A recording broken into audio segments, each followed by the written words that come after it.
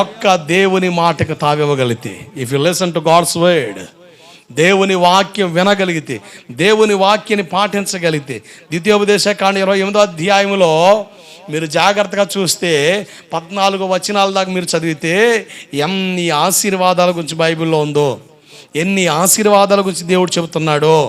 ఈరోజు నేను అంటానండి, సిద్ధాంతి మాటకు విలువిస్తున్నావు కానీ దేవుని మాటకు విలువిస్తున్నావా ఏమండి?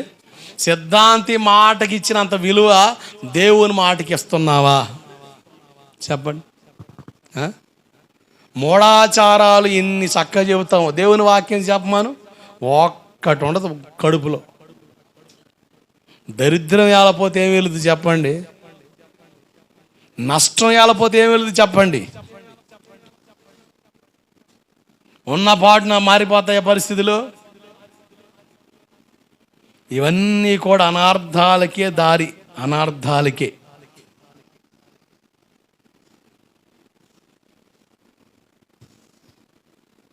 మన సావాసంలో వచ్చి ఈ పాప ఉంది కదా, యేసుమరియమ్మ, ఈ తంగెడమల్లి, వాళ్ళ అమ్మ 2 సంవత్సరాల నుంచి భయంకరంగా ఇబ్బంది పడే పరిస్థితులు. సాయంత్రం 6 అయితే మళ్ళా ఉదయం 6 గంటల వరకు మనిషిగా కాని పరిస్థితులు. ఈ విషయం నాకు చాలా లేటుగా తెలిస్తే వెళ్ళి ప్రార్థన చేస్తే మొత్తానికి దేవుడు కార్యం చేశాడు. ఆమె కొంతమందికి బాగోలేని వాళ్ళకి పరిచయం చేస్తాయా, పరిస్థితి తెలిసిన ఉన్నారు కదా, నీకు ఎట్టా బాగైందంటే ఇలా పలం పాస్ గారు మరి చెప్పేందమ్మా, ఒక మాట చెప్తే అయ్యగారితో మేము కూడా ప్రార్థనలు చేయించుకుంటాం కదా.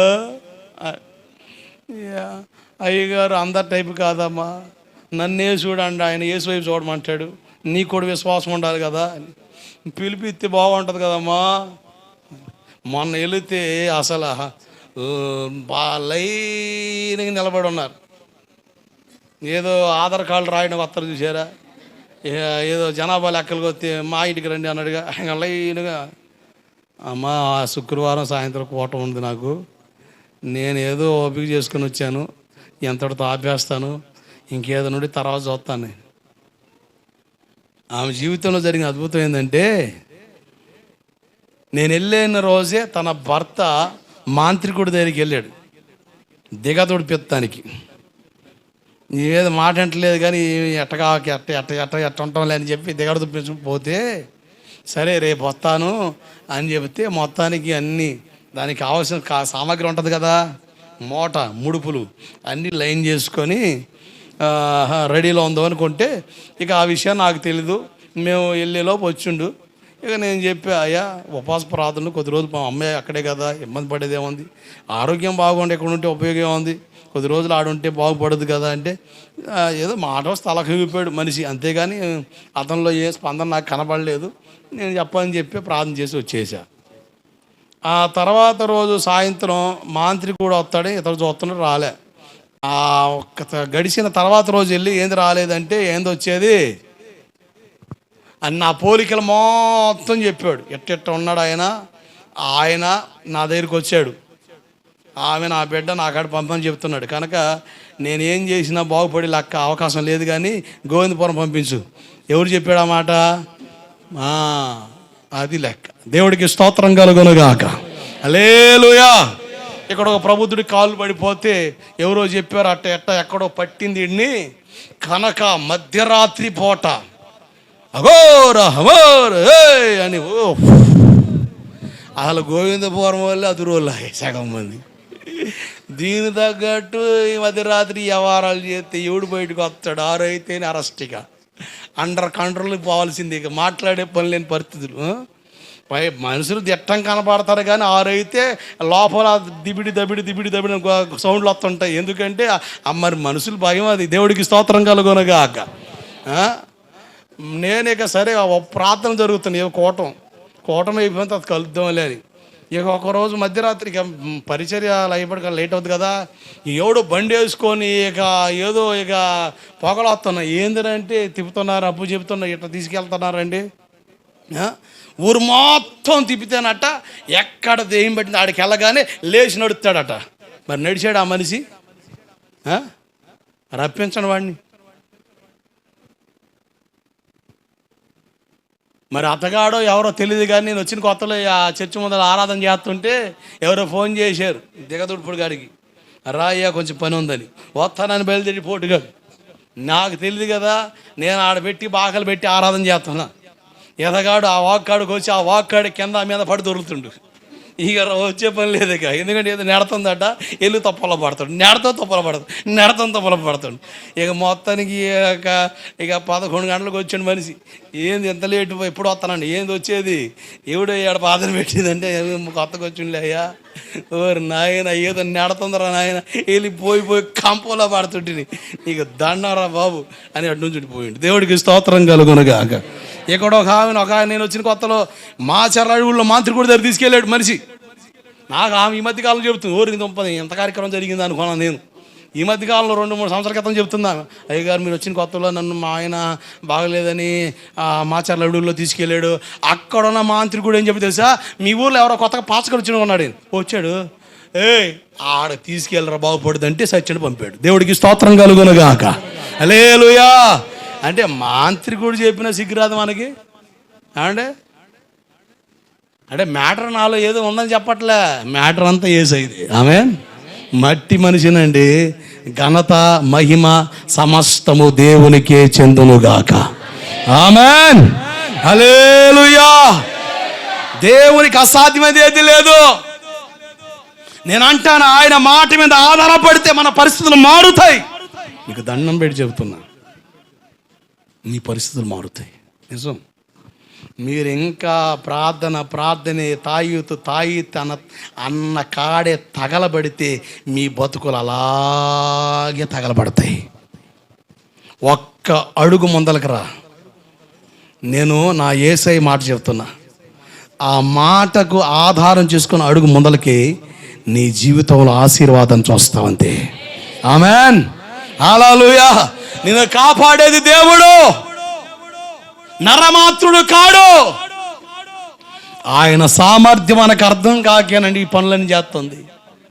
నా బాధ ఏంటంటే, మన దేవుని పిల్లలం, బలలో పాలు పొందే వాళ్ళం, దైవికంగా నడిపించబడే వాళ్ళం, ఇంకా ఎన్నో పాపిష్టి పనులు మన కాడ ఉన్నాయి. మళ్ళీ ఈ తెక్కల పనులు కూడా ఎందుకంట నేను, అసలు మన పనికిమాల బుద్ధికే దేవునికి సరసర కోపం వస్తుంది. మళ్ళీ ఈ తెక్కల పనులన్నీ చేసి ఇక ఏడకు పోదామని నువ్వు, మన బుద్ధే సక్రంగా లేదు. అది కొంచెం దేవునికి ఇష్టం కాని పరిస్థితి, దానికి ఆయన తెగ బాధపడుతున్నాడు. ఈ తెక్కల పనులన్నీ చేసుకొని లేనిపోని దరిద్రాలు తెచ్చుకొని నష్టం తప్పేమని చెప్పండి. గుంటూరులో ఒక పాస్టర్లో కూడా ఈ జబ్బులు పోలేదు, నాకు అర్థం కాలేదా? కానీ దేవుడికి స్తోత్రం, నన్ను ఆ జబ్బులో పడేయకుండా దేవుడే తప్పించాడు. చెప్పరు మీరు, మాకు తలకైపోటు అవుతీవురా, నువ్వు కూడా ఆ లెక్కలు ఉంటే కమ్మగా నేనే వాస్తు చెప్పేవాడిని నీకు. అమ్మ ఆగ్నేయంలో ఏం కట్టాలి నువ్వు, అందుకనే పాస్టర్ గారు ఏం చెప్పాలా ఇది చెప్పట్లే, ఆ కిటికీ ఎందుకు కట్టావు అన్నాడు పాస్టర్ గారు వచ్చి. అరే ఆ కిటికీ గురించి నీకెందుకు, సిగ్గులేని సిద్ధాంత వ్యవహారం నీకెందుకయ్యా? ఏం చెప్పాలి మేము, దేవుని దగ్గర బతకరా అయ్యా, దేవుడు బాగు చేస్తాను చెప్పమని. ఈ మధ్యన పాస్టర్లు కూడా సిద్ధాంతాలు అయిపోయారండి. అటువంటి పాస్టర్ మాకు తగిలితే ఎంత డబ్బులు ఖర్చు వచ్చేదని మీరు అనుకుంటున్నారు, కానీ ఎంత తేడా పడుతుందో నేను చెబుతున్నా. భౌతిక సంబంధంగా ఆలోచిస్తే 7 సత్తం. నా ఆశ, నా బాధ, నా బోధ, నా ఆలోచన నువ్వు పరలోకంలో ఉండాలి. ఆమేన్. హల్లెలూయా. ఎంత చెప్పినగాక నువ్వు వినకుండా అట్టాగే ఉన్నావు అనుకో, నీ లెక్క నువ్వు చెప్పుకుంటావు. ఉన్నది ఉన్నట్టు చెప్పడం నా ధర్మం. నువ్వు ఆరేస్తావో పారేస్తావో జారేస్తావో నాకు సంబంధం లేదు. చెప్పిన తర్వాత ఆ లెక్కల్లో నిలబడితే దాని ఆశీర్వాదం నువ్వు చూస్తావు అంతే. సైతాన్ గడు కాస్త బెదర కొడతాడు, మనుషులం కదా, మన వీక్నెస్ అన్నీ వాడికి తెలుసు. అయినప్పుడు కూడా ఎక్కడ కూడా తావివ్వకుండా నిలబడితే, ఓ పాస్టర్ గారండి వాస్తు ప్రకారం ఇల్లు కట్టాడు. ఎట్లా? పాస్టర్ గారు మంచిగా డబ్బు పోగు చేసుకున్నాడు, డూప్లెక్స్ హౌస్, ఎక్కడ కొడతా ఏ టు జెడ్ మొత్తం అటు దించాడు వాస్తు. హౌస్ ఓపెనింగ్ అయింది. ఇది సజీవ సాక్ష్యం. నేను కథ చెప్పట్లే, పొట్ట కథ చెప్పట్లే, పెట్ట కథ చెప్పట్లే, వాస్తవం చెబుతున్నాను. అయిన తర్వాత ఇంట్లోకి వెళ్ళారు. ఆ రాత్రి పడుకున్నారు. తెల్లారైతే లెగుద్దామని పాస్టర్ గారు ప్రయత్నం చేస్తుంటే కాళ్ళు పడిపోయినాయి. మంచానికి పరిమితం అయిపోయాడు అయ్యా.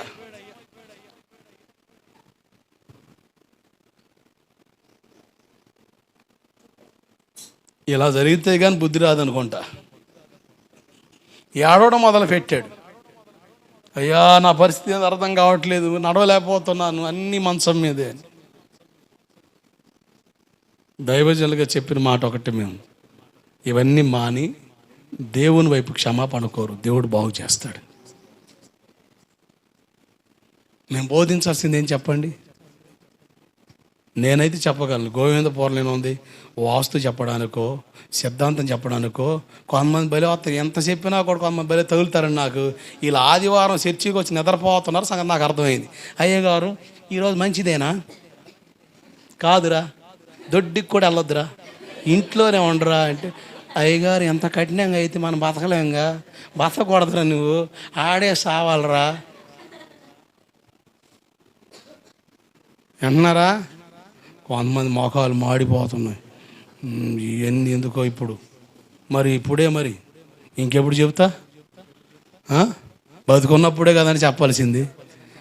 నీ కాకపోతే ఫ్యాన్తో చెప్పనా, ఓ ఫ్యానా అటు తిరక్కు, అటు తిరిగితే అమ్మో నాకు వాస్తు కలిసి రావడం, ఎట్లా తిరుగుద్దా, తిప్పు తిప్పు, అమ్మో ఎట ఫ్యాన్ తిరిగితే కలిసి రాదంట, ఎట్లా తిరగాలంట, తిప్పు, ఇక అది తిరగ, నువ్వు తిప్పుకోవడమే.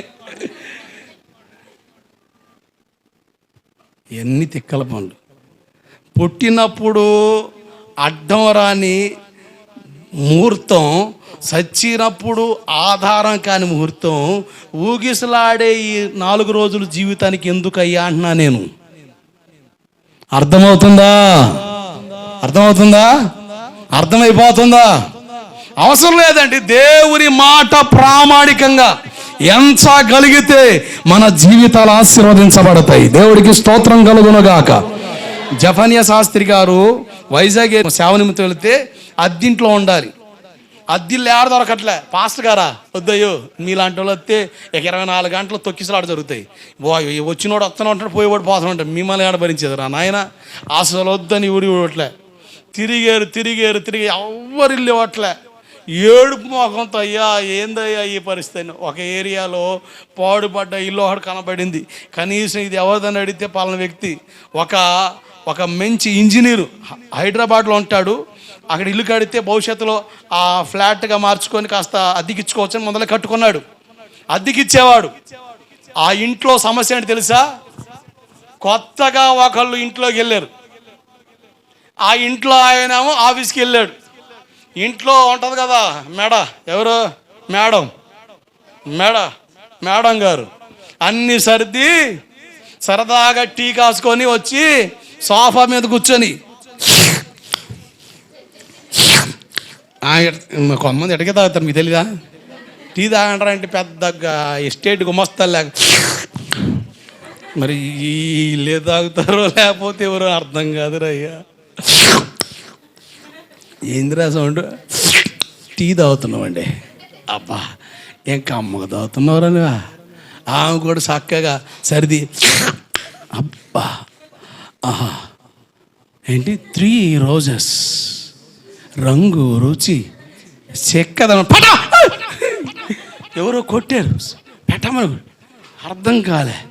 మళ్ళా ఏమో కొత్త ఇల్లు కదా,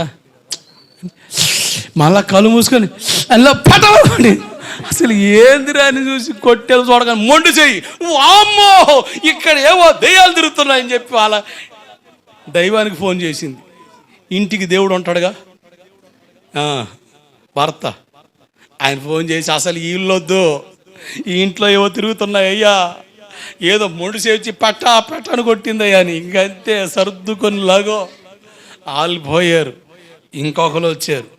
వాళ్ళు కొద్ది నెలలు ఉన్న తర్వాత ఇట్టాగే కింద మీద పడుతున్నారు. మొత్తానికి అనారోగ్యంతో ఉన్న వ్యక్తి ఒకళ్ళు ఉంటే అతను చనిపోయాడు.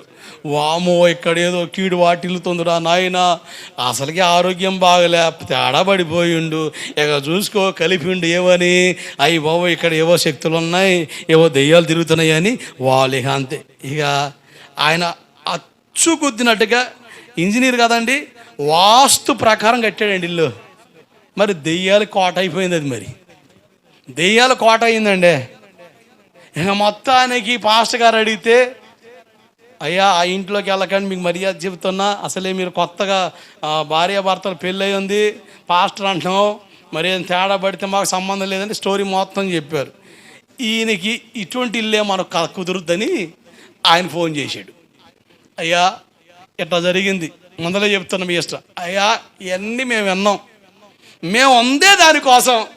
అయ్యగారు అనేది మేము అందే దానికోసం. సరేనయ్యా పైన గదులు కూడా వాడుకోండి అని మొత్తం ఆ డూప్లెక్స్ మొత్తం తాళాలు ఇచ్చేసాడు.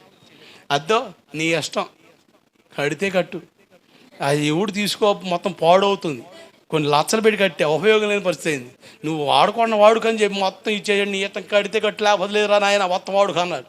ఇక చూసుకో, ఇక సేవకులు ఇంట్లో గడిపి పెడితే అక్కడ జరిగేదేం చెప్పండి? ప్రారంభమే ప్రార్థన, లోపలికి వెళ్తే ప్రార్థన, ఖాళీ ఉంటే ప్రార్థన, టైం దొరికితే వాక్యం, ఇక నో సౌండ్లు. ఇక చుట్టుపక్కల వాళ్ళు వీళ్ళు చెప్పినా పోయారు, వీళ్ళు కూడా పరిగెడతారు, వీళ్ళు కూడా బయటకు వస్తారు అని చూస్తున్నారు. వ్యసన పోళ్ళు ఈ ఇల్లు వాళ్ళు మొత్తం చూస్తున్నారు. అసలు ఏం లేదు, ఫుల్ సైలెంట్. ఏంటంటే నిద్ర పడుతుందా? కమ్మగా పడుతుందా? సౌండ్ లేవులా, అసలు సౌండ్ లేవంటే మేము చప్పట్లు కొట్టి హల్లెలూయా స్తోత్రం అంటేనే తప్ప. ఒరే మరి ఇన్ని సౌండ్లు చెప్పారు, ఉండదు. ఎందుకంటే మనం అడుగు పెట్టిన స్థలాన్ని దేవుడు దీవిస్తాడు. ఆమేన్, హల్లెలూయా. నీకు ఆ విశ్వాసం ఉంటే చాలు, నువ్వున్న స్థలాన్ని దీవెనకరంగా మారుస్తాడు. ఇల్లు కలిసి రాలేదు, ఇల్లు పడేయక అటుంటోళ్ళు ఎవరిని ఉంటే ఏదైనా అర్రాకొర రేటుకి నాకు అమ్మి నేను చూసుకుంటా, దేవుడికి స్తోత్రం కలుగునుగాక. మేమేం చెబుతామంటే అసలు అద్దె తక్కువలోకి రావాలన్నా, తక్కువలో అద్దెకి రావాలంటే అయ్యానడిలో వాస్తు లేదు, ఇది కలిసి రావట్లేదు, ఇది ఇటు కాదు, అది ఆ పోటు ఈ పోటు, ఏ పోటు ఉండదు. నువ్వు ఏ సైన్ పోటకుండా ఉంటే చాలు, దేవుడికి స్తోత్రం కలుగునుగాక. ఏ తలపోటు ఉండదో. ఇవన్నీ మానవ కల్పితాలు. వీటి వెనకాల చీకటి పనిచేస్తుంది, సైతాను శక్తులు పనిచేస్తాయి. కానీ మనతో వచ్చేది దేవుడు, సజీవుడు. మరణాన్ని గెలిచాడు, సమాధిని గెలిచాడు, బండను బద్దలు కొట్టాడు, ముద్రను చీల్చాడు, సజీవుడై దిగ్గున లేచాడు.